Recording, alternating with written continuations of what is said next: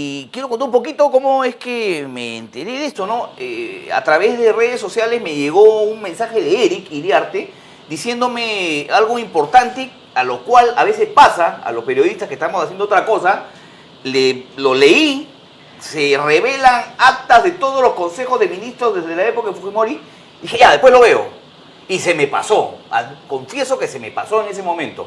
Pero por suerte ayer en la República, por eso que he guardado incluso el diario, veo la noticia, que ya la veo en papel. Una cosa es leerlo en redes, Eric, y otra cosa es leerlo en papel. Ya periódico es antiguo, pues. Revelan acta, digo, yo he visto esto. Y lo empecé a buscar y lo encontré. Por eso que lo invitamos a Eric Iriarte, que es especialista en comunicaciones, politólogo, abogado, para que me cuente un poco la historia de todo este asunto. Porque tenemos ya en línea, en PDF, según lo que has podido comunicarnos, todas las actas de Consejo de Ministros desde la época de Fujimori hasta la de Vizcarra. ¿Cómo estás, Eric? Buenos días. Hola, un gusto siempre estar conversando contigo, Kiko. Cuéntame un poco la historia de este asunto. A ver, lo primero que hay que entender que en el Perú la ley de transparencia existe desde el año 2001, más o menos, y cualquier persona sin expresar motivación puede pedirle a cualquier autoridad pública información que tenga ella resguardada. Ok. La entidad pública no tiene la obligación de crear la información. Es decir, si pides algo que no existe, no te lo van a dar. Claro. Pero si tú pides algo que existe, como las actas del Consejo de Ministros, te la deben dar. ¿Ya? Esta ley, que tiene 20 años largos, ha permitido sobre todo a la prensa acceder a información para hacer sus investigaciones. Pero lamentablemente no es muy utilizada en el mundo académico, a pesar de una posibilidad de que cualquier ciudadano pueda pedirlo. En otros países, inclusive, no tienes que decir ni siquiera tu nombre. Puedes poner Mickey Mouse para pedir la información. Bueno, en Perú tienes que decir tu nombre, y el pedido lo hicimos Carlos Meléndez, que es politólogo, que en Twitter lo conocen como el jorobado, que escribe en algunos medios, y yo, también como tengo maestría en ciencia política, como politólogo, a raíz de que se cuestionó si el discurso del presidente había sido aprobado por el Consejo de Ministros en julio de este año. Y eso fue cuando Vizcarra dijo, nos vamos todos, y presentó el proyecto de ley a último momento. Entonces, uno de los cuestionamientos que se hizo es, si usted hace esto, significa que el Consejo de Ministros lo ha aprobado, porque es obligatorio y mandatorio. Claro. Muestren el acta. Y en efecto, mostraron un acta. La PCM la publicó a inicios de agosto, el 1 de agosto, salió en varios medios. Y dijimos, bueno, pero si pueden publicar una en concreto, ¿por qué no poder tener una historia del Perú, de lo que ha ocurrido, para tratar de hacer análisis político, económico, social, cultural, de los últimos 30 años del país? En cuanto a esta específica acta de lo del discurso de Vizcarra ese 28 de julio, se habló en ese momento de que no la tenían, ¿no es cierto? Y que la habían hecho 2 días después o 3 días después, a todo atropelladamente. Se cuestionó que existiera el acta se demostró que existía. Pero la habrán hecho después, seguramente. Probablemente, no sabemos. Pero no lo sabemos. Normalmente las actas, de hecho, una de las cosas que hemos averiguado es que hasta el 99, hasta el 2000, las actas se hacían a mano.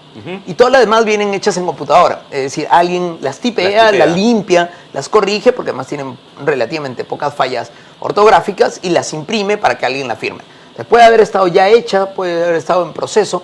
Lo cierto es que la norma dice que antes del discurso del presidente tendría que haber estado aprobado. Entonces, si ya había el consejo, que fue 4 días antes, de hecho la República hoy día saca un nuevo material precisamente sobre esas actas.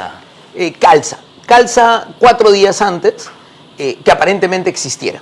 Entonces, ¿qué hicimos? El día 5 de agosto pedimos el acceso a la información de todas las actas que pudieran existir.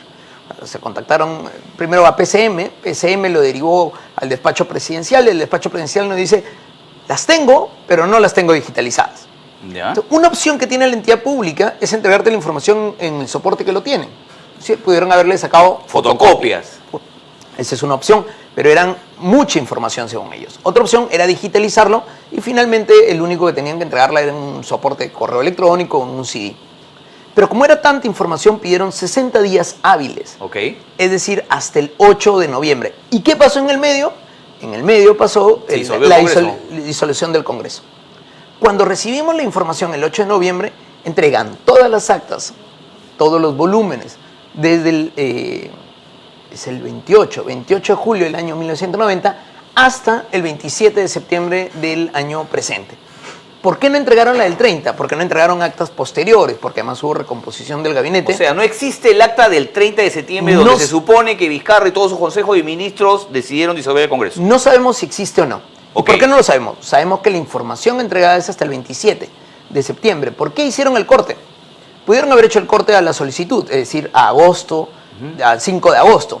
Pudieron haber hecho el corte a la fecha de entrega de la información, que fue el 8 de noviembre. ¿Por qué lo hicieron el 27? Es totalmente arbitrario, decisión de finalmente el despacho ¿Pero presidencial. tú qué sospechas? ¿Que no existe el acta?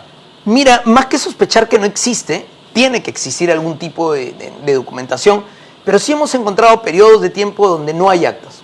Después del el tomo 3 del gobierno de Fujimori, porque además se clasifican por tomos, Ok. los tomos tienen más o menos 200 páginas para que alguien haga un cálculo. El tercer tomo, su última acta es del día 27 de marzo del año 92. ¿Ya?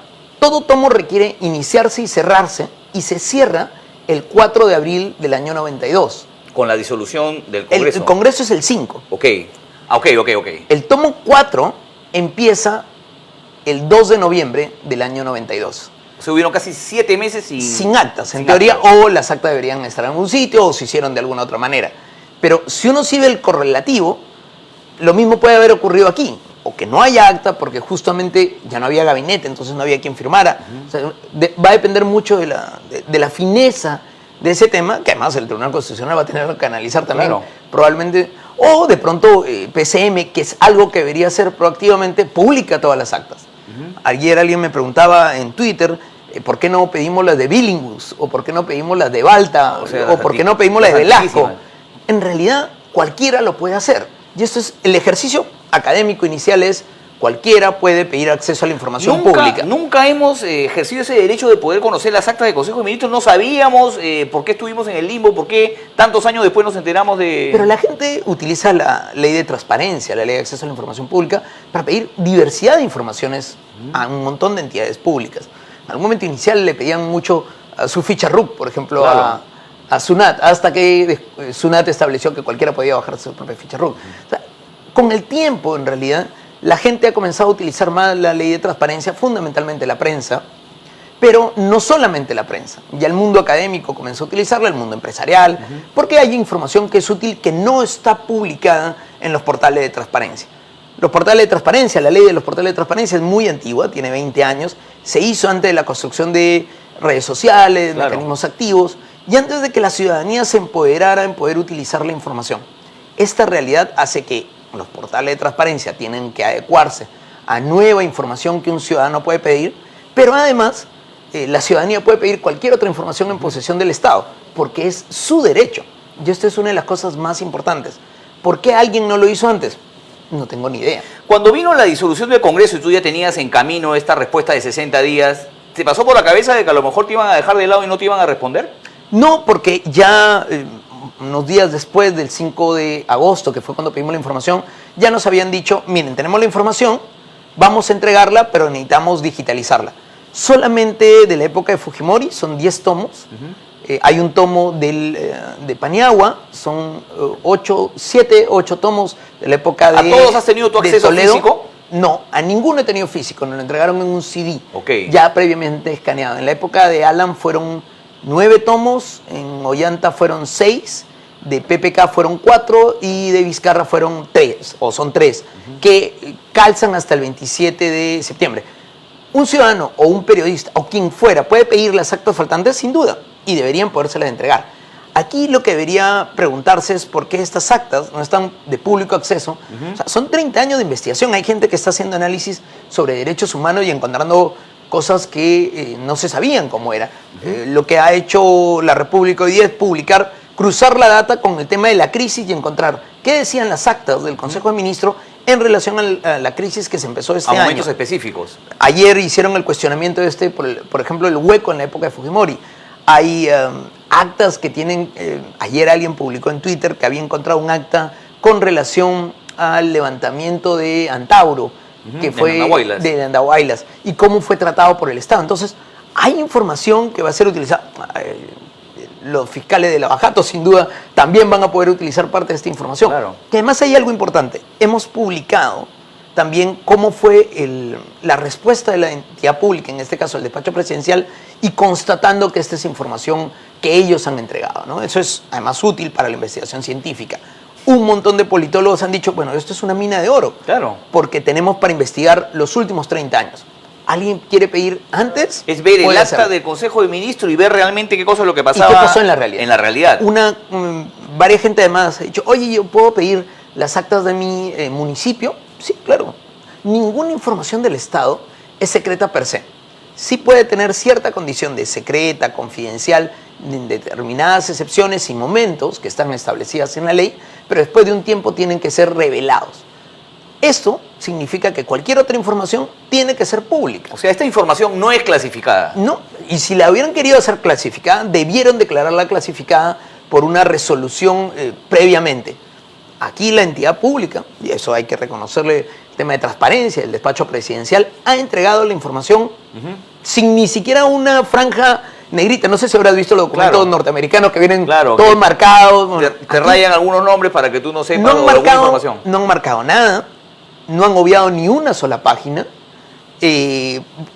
son correlativas. Pero no está la que yo considero de los últimos tiempos la más importante, la del 30. Y esa es una pregunta clave. ¿Por qué entregaron hasta el 27 de septiembre y no entregaron otras? No la tenían lista, no existe. Yo presumo que no existe. Sí existe, pero no estaba completamente firmada. O simplemente el corte del libro llegó hasta esa página y esto está en un volumen 4 que recién se está creando. O sea, puede haber un montón de... Ok. El único que puede responder eso es el despacho presidencial. Pero sí hay que reconocer que la transparencia activa que han hecho de entregar la información obliga entonces a cualquier tipo de acta generada por un colegiado, llámese gobierno regional, gobierno local, gobierno provincial, llámese actas de una superintendencia, tienen que estar disponibles para la ciudadanía y si no están disponibles en su página web, un ciudadano o la prensa o cualquiera puede pedirlas y se las deben entregar. Si has recibido las actas del Consejo de Ministros, que es el rango más alto, literalmente todo es accesible. ¿Y has hecho el ejercicio de solicitarla del 30? No, no lo hemos hecho el ejercicio, sobre todo porque cuando lo recibimos el 8 de noviembre, comenzamos primero a revisar que estuvieran todas las hojas. Ok. Y eran un montón. ¿Están numeradas? Están numeradas, tienen una numeración. Están foliadas. Están foliadas porque el libro, el tomo, está foliado. Segundo, lo que hicimos fue verificar que todas las hojas se pudieran ver, que no hubiera ninguna falla.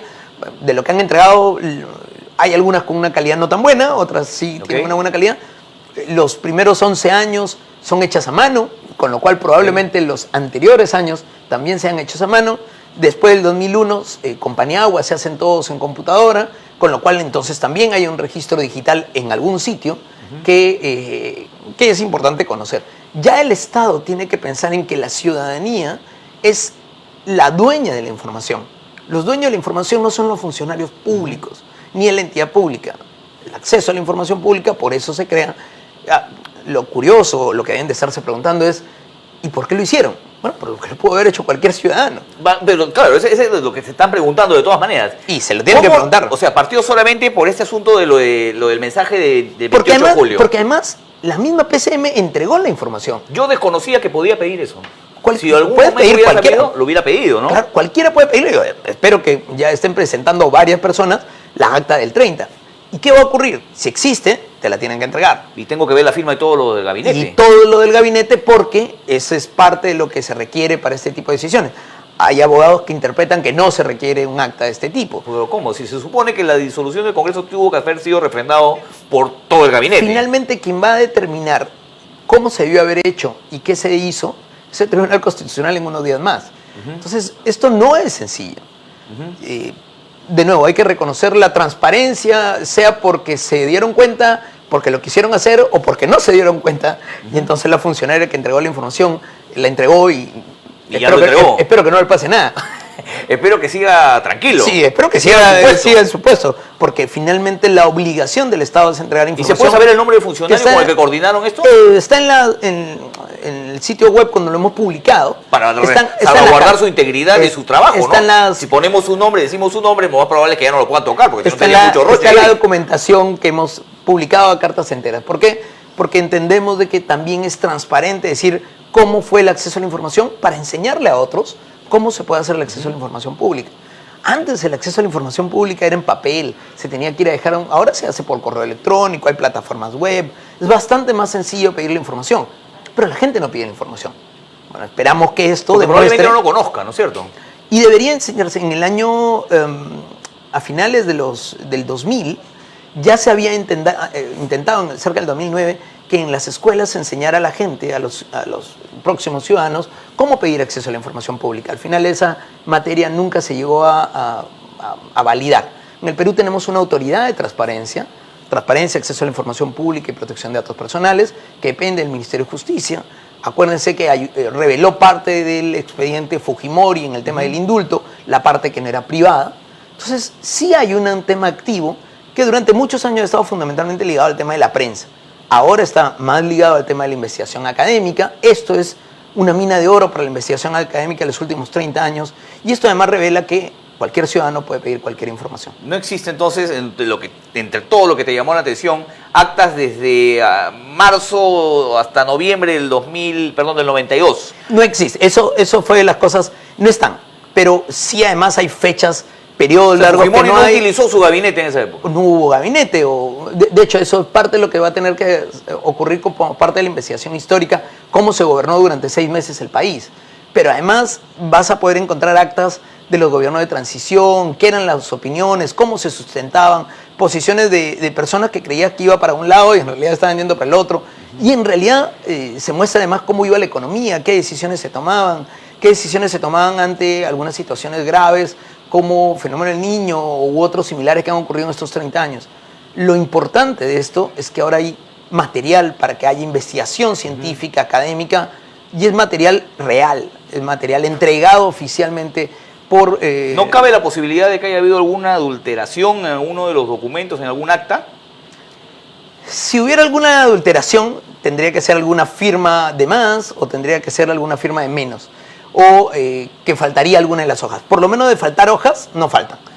Y cuando hemos hecho la primera revisión, esta revisión entre noviembre y la fecha que lo hemos publicado, hace un par de días, pues no hemos detectado que falte alguna hoja o haya sido una hoja introducida. Hay una correlación de hoja, del tipo de letra de la misma y todo lo demás. Sin embargo, eso también va a ser parte de la investigación. Claro. Y sería bastante raro que el despacho presidencial haya infiltrado alguna hoja o colocado o quitado alguna hoja, porque además lo único que demostraría es algún temor por algún tema específico. ¿Cuánto tiempo se demoraron en contar? Porque no creo que hayan podido leer todo. De hecho, hemos hecho una revisión somera. Lo tuvimos desde el 8 de noviembre hasta el 25 de diciembre que lo hemos publicado. Okay, y está todo de libre acceso. Luego de esta revelación que teníamos a la mano de todas las actas de Consejo de Ministros desde la época de Fujimori hasta la de Martín Vizcarra, pero hasta el 27 de septiembre. No tenemos el acta del 30 de septiembre que todos queremos ver, que me parece la fundamental, mi querido Eric. Que tú dices si existe, no lo han puesto porque todavía está en el folio, han hecho el corte y van a meterlo en el otro librito, sí. O tú dices simplemente que no existe.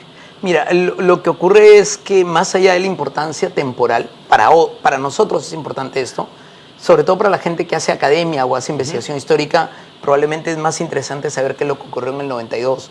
Sí, claro, claro. Entonces, hay que entender que estas peticiones de acceso a la información pública, más allá de buscar un hecho concreto que lo puedes pedir, lo que hacen es, cuando se trata del mundo académico, investigación de largo plazo.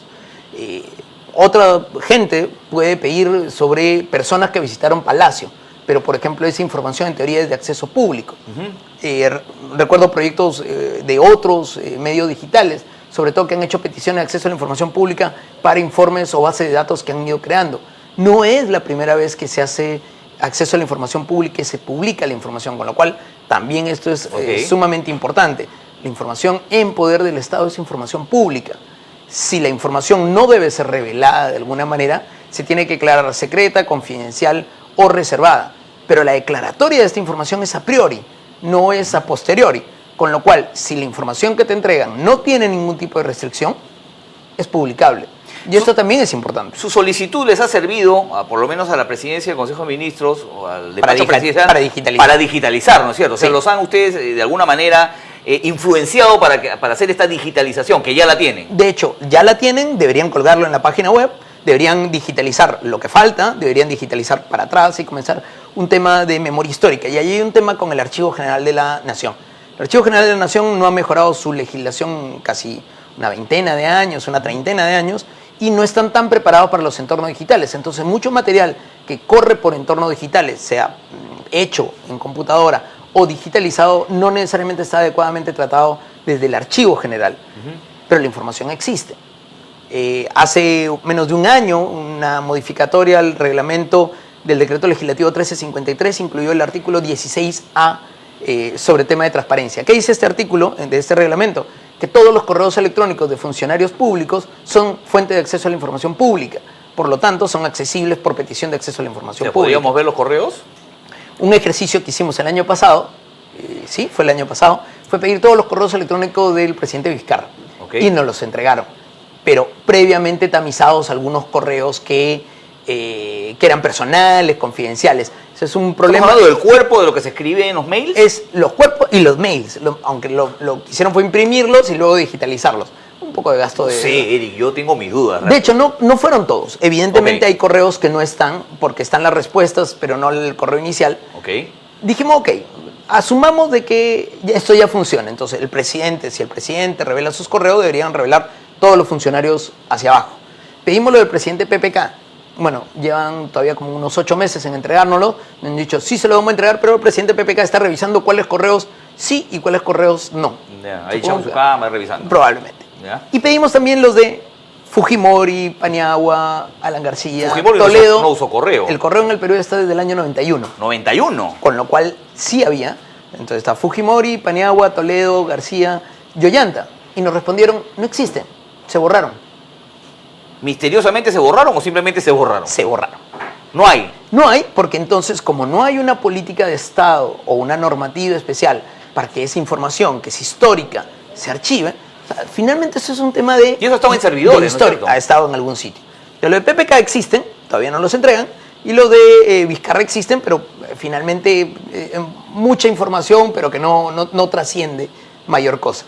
Ustedes han subido todas estas actas. Todos los PDFs, sí. Todos los PDFs, ¿a dónde? ¿Cómo lo ubico? Porque mientras el despacho presidencial lo sube, mejor me voy a ver a quien me lo haya dado. Los hemos colocado en el sitio web del estudio de abogados donde yo trabajo, que es iriartelaw.com. Hay un enlace, además están separados por años y por presidencias. Cualquiera puede acceder libremente y los puede descargar libremente, ¿no? Así es como tú me lo has entregado a través de este correo que me enviaste. Sí. Y ahí está, ¿no es cierto? Por ejemplo, dice Alberto Fujimori, ver aquí y sale un enlace específico. iriartelaw.com, actas ministro Fujimori. Y la fecha, ¿de qué fecha están las actas? De 29 de julio 90, 7 de noviembre del año 2000. Y cuando tú entras al enlace, te da el acceso directo a los archivos y te dice también de qué fecha va cada tomo. Porque eso también un poco que lo hicimos para facilitarle a la gente. Oye, quiero buscar el 25 de marzo del año 96. Ah, bueno, sé que está en este tomo.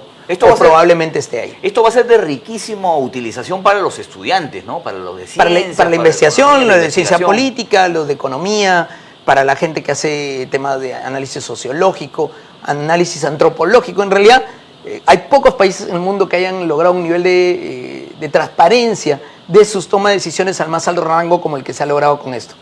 Probablemente avancemos varios puestos en transparencia el próximo año con una revelación de este tipo. Me hubiera encantado que hubiera sido por decisión propia del Estado y no hubiera sido por acceso a la información pública. Porque ahí es donde te diferencias entre un gobierno completamente transparente de un gobierno que busca ser opaco para que la información no corra. Y lo otro es que la información está ahí. Basta que la pida alguien. O sea, nadie debería preguntarte, llamarte por teléfono y decirte, bueno, ¿y usted para qué lo quiere? Yo recuerdo mucho un caso de que habíamos hecho un acceso a la información pública sobre un funcionario y sus contrataciones frente al Estado para una investigación, y nos llamaron de esa institución pública, o mejor dicho, le avisaron de la institución pública al funcionario, el funcionario nos llamó y nos dijo, ¿para qué quiere la información? Bueno, usted, para empezar, ¿cómo sabe que hemos hecho una petición de acceso a la información pública? Y segundo, no es obligatorio decir para qué quiere uno la información. La ley establece claramente que no requieres expresar motivación de causa. Recuerdo hace unos años atrás, en Estados Unidos había salido la estrategia anti-zombies, ¿no? Que era un tema de infecciones masivas. Y decidimos investigar si en el Perú había estrategia anti-zombies y pedimos acceso a la información pública. El Ministerio de Salud nos dijo, mira, esto a lo mejor es una epidemia y esto en el Centro no tenemos una estrategia, pero el Centro de Epidemiología debería haberlo. El Ministerio de Defensa dijo, mira, no tenemos ninguna, pero si la tuviéramos tampoco te lo podemos decir porque sería una estrategia secreta. Okay. Y el Ministerio del Interior nos llamó para preguntarnos, cuando dices zombies, ¿se refieren a computadores zombies de un ataque masivo o estás hablando de zombies? No estamos hablando de zombies. Nunca debieron de habernos llamado, no debieron haber simplemente respondido. Claro. Nos respondieron que no había ninguna estrategia sobre el tema.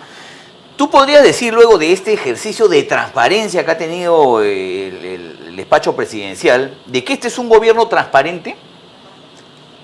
No han negado la información, bajo esa premisa de que no la han negado y que habría que ver que en otras peticiones no se ha negado tampoco, decía un poco el ejemplo de los correos, más que un gobierno transparente es un gobierno que respeta la transparencia, que respeta la legislación vigente sobre la materia y en esa medida pues va a revelar información que esté creada y que esté dentro de las fuentes de acceso público o que cualquier ciudadano pueda pedir.